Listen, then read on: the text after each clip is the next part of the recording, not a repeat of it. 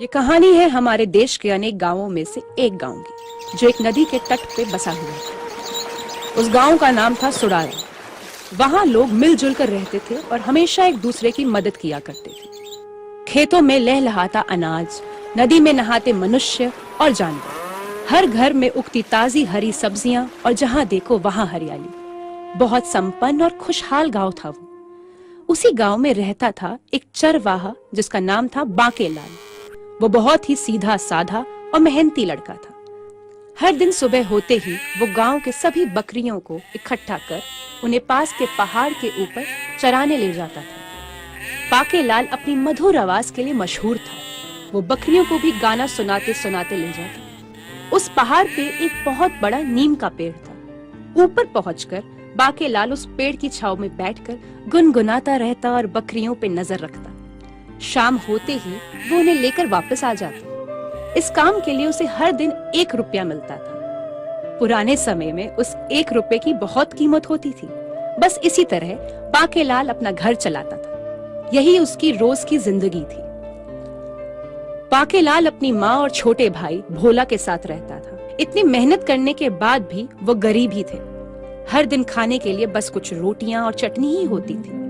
सब्जियां महंगी होने से वो रोज सब्जी खाने का आनंद नहीं उठा सकते थे। भोला अक्सर कुछ और खाने की जिद करता था। माँ, खाना तैयार है क्या? आज तो बहुत ही भूख लगी है। हाँ हाँ, तो हाथ मुंह धो के आ जा, मैं खाना परोस देती हूँ। भोला, ओ भोला, आ जाओ, खाना खाओ। माँ ने खाना परोस दिया। भोला देख के बोला, क्या माँ, आज भी वही चटनी और रोटी? आप कुछ और क्यों नहीं बनाती? अरे और मैं क्या बनाऊं? बांके लाल पूरे दिन में मेहनत करके जितने पैसे लाता है ना, उससे यही खरीद पाते हैं। क्या भैया, आप थोड़े और पैसे नहीं कमा सकते हो क्या?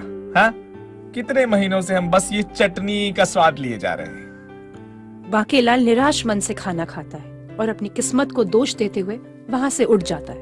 बांके लाल अपने परिवार से बहुत प्यार करता था, लेकिन भोला की ये जिद पूरी करने में वो असमर्थ था। रोज की ही तरह एक दिन बांके लाल बकरियों को लेकर ऊपर पहाड़ पे गया तो उसने देखा कि एक लक्कड़हारा उस नीम के विशाल पेड़ को काट रहा है। बांके लाल को उस पेड़ से बहुत लगाव था। उससे वो देखा नहीं गया और उसने पेड़ को बचाने की सोची। बांके लाल लक्कड़हारे के पास गया और बोला, अरे अरे अरे अरे भैया, ये क्या कर रहे हो? क्या बात है भैया? तुम नए हो क्या इस इलाके में? हाँ, मैं कुछ दिन पहले ही यहाँ रहने आया हूँ। तभी मैं सोचूं। अरे चरवाहे, बता भी दो, क्या बात है? अरे इस पेड़ में चुड़ैल है भाई। मैंने सुना है कि जो भी इस पेड़ को छू ले वो चुड़ैल उसमें घुस जाती है और फिर जिंदगी भर उसे और उसके परिवार को परेशान करती रहती है। क्या? तुम सच कह रहे हो? हाँ भैया, भला मुझे झूठ बोलकर क्या मिलेगा? लक्कड़हारा वहीं खड़े होके बांके लाल को देखने लगा। उसे डर तो लग ही रहा था। बांके लाल समझ गया कि लक्कड़हारा डर गया। वैसे कहीं तुमने पेड़ को हाथ तो नहीं लगाया ना? लक्कड़हारा बहुत भोला था। उसने बांके लाल की बात पर तुरंत यकीन कर लिया। लक्कड़हारा वो सुनते ही घबरा गया था। उसकी कुल्हाड़ी उसके हाथ से गिर गई और उससे कुछ बोला भी नहीं जा रहा था। हाँ, नहीं, मैंने हाथ नहीं लगाया। मैं ठीक है, मैं जाता हूँ। मेरा शुक्रिया, मतलब तुम्हारा शुक्रिया। वो बिना अपनी कुल्हाड़ी लिए वहाँ से भाग गया। बांके लाल उसकी बुरी हालत देखकर हंसने लगा और पेड़ के पास जाकर हर रोज की तरह बैठ गया। अचानक पेड़ में से आवाज आई, शुक्रिया बांके लाल, तुमने मेरी जान बचाई है। आवाज सुनकर बांके लाल उछल पड़ा। वो सोचने लगा कि क्या सच में वो चुड़ैल इसमें रहती है? उसने तो बस ऐसे ही झूठी कहानी उस लक्कड़हारे को बताई थी। पेड़ फिर बोला, डरो मत बांके लाल, मैं पेड़ की आत्मा हूँ। मेरी जान बचाने के लिए शुक्रिया। मैं तुम्हें बदले में कुछ देना चाहता हूँ। अरे मैं तो डर ही गया था। ये सुनकर बांके लाल की जान में जान आई और उसने अपना सर हिलाया। पेड़ की एक टहनी से एक घंटी निकली और वो टहनी बांके लाल की तरफ मुड़ गई। बांके लाल ने घंटी ले ली और उसे देखने लगा। उसे वो एक साधारण सी घंटी ही लग रही थी। अरे ये घंटी है, मैं इसका क्या करूंगा? ये मेरे कोई काम की तो नहीं है। अरे बांकीलाल, ये कोई साधारण घंटी नहीं है। तुम इससे जो भी खाना मांगोगे ये घंटी तुम्हें दे देगी। अरे वाह, मतलब हम जो भी चाहते हैं वो अच्छे से पेट भर खा पाएंगे। कितने महीने हो गए रोटी और चटनी खाते हुए।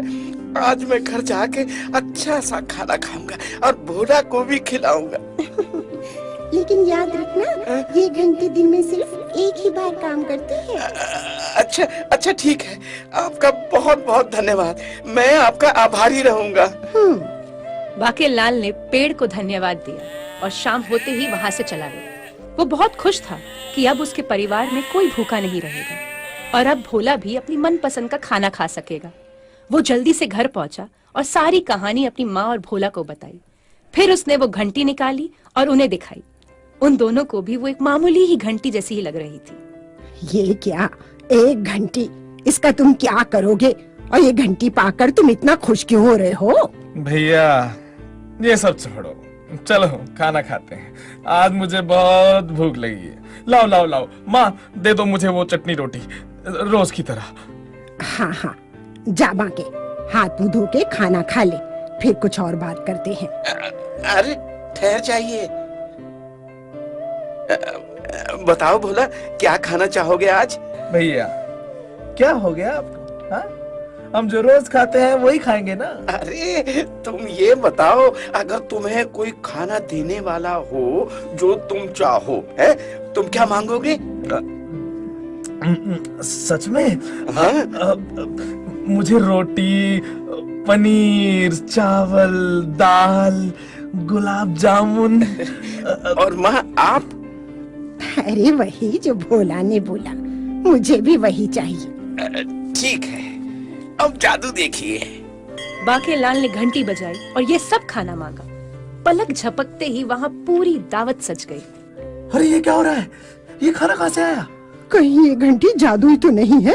है माँ, ये जादुई घंटी है। हाँ? हाँ, इससे दिन में एक बार आप लोग जो खाना मांगोगे और बजाओगे, आपको वो मिल जाएगा। भैया खाना खा ले क्या? ये खाना देखकर तो मुझे और भूख लग रही है। तीनों ने पेट भर के वो स्वादिष्ट खाना खाया। अब बांकेलाल हर दिन मजे से बकरियों को चराने ले जाता, क्योंकि अब उसे अपने परिवार के भूखे रहने की चिंता ही नहीं थी। एक दिन बांकेलाल काम से वापस घर आया तो उसे बहुत भूख लगी थी। वापस आकर उसने देखा कि भोला ने पहले से ही खाना मंगा लिया था और सब कुछ खत्म भी कर दिया था। अरे ये सब तो भोला ही खा गया।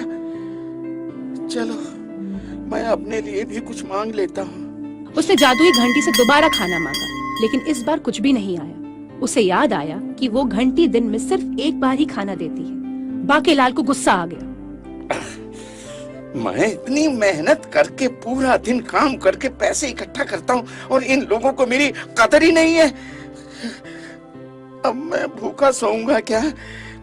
कल से ये घंटी मैं लेके जाऊंगा। और अगले दिन से उसने घंटी अपने पास रखने का फैसला किया। अगली सुबह बांकेलाल अपने साथ वो घंटी ले गए। उसके जाने के बाद भोला और माँ घर में घंटी ढूंढने लगे, लेकिन उन्हें घंटी कहीं भी नहीं मिली। माँ, वो घंटी मिली क्या? अरे नहीं मिली, पता नहीं कल कहाँ रख दी थी तुमने। ख्याल रखना चाहिए था ना तुम्हें। अब तो घर में कुछ खाने को भी नहीं है। थक कर वो बांकेलाल के आने का इंतजार करने लगे। शाम को जब बांकेलाल वापस आया तो भोला और माँ का भूख से बुरा हाल था। अरे बांके, वो घंटी नहीं मिल रही बेटा।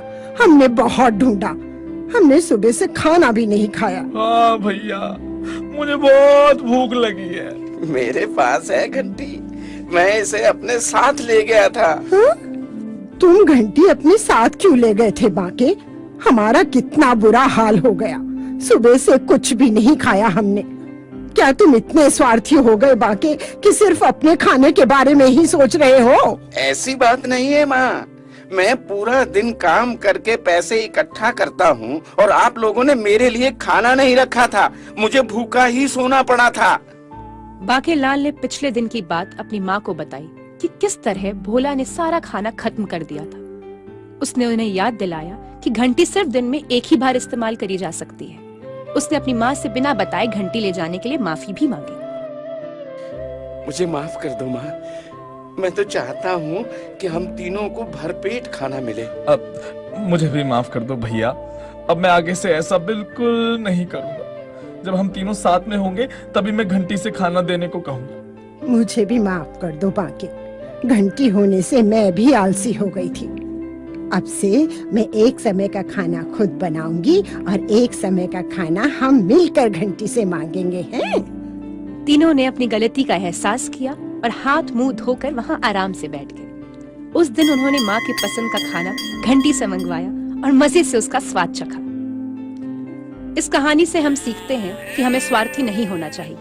जो भी चीज हमारे पास हो उसका गलत फायदा नहीं उठाना चाहिए और किसी से भी असीमित अपेक्षा नहीं करनी चाहिए।